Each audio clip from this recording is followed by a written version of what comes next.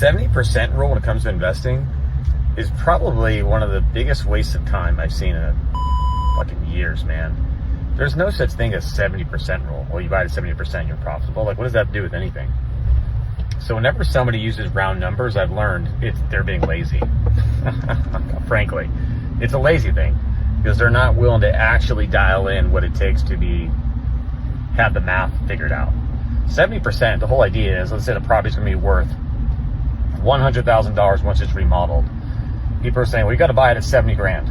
It's like, okay, what if it needs $75,000 of work? Like, nobody ever factors in the amount of remodel. And it's like this bizarre, like, oh, use a 70% rule and it's like a blanket thing that works. It doesn't work. The only thing that actually works is figuring out percentages based off of risk. So if the area has a lot of, like, we had a property this morning sent to us, huge, it was a big freeway backed up to a weird area, no clear comms, like blah, blah, blah, blah, blah. There's different risk factors that can drop your value, okay? It's never like 70% of ARV works. It's like, well, take a percentage of that number.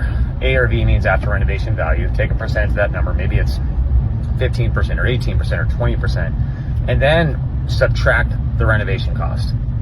Renovation costs are not cheap. So this is the other biggest thing people miss. They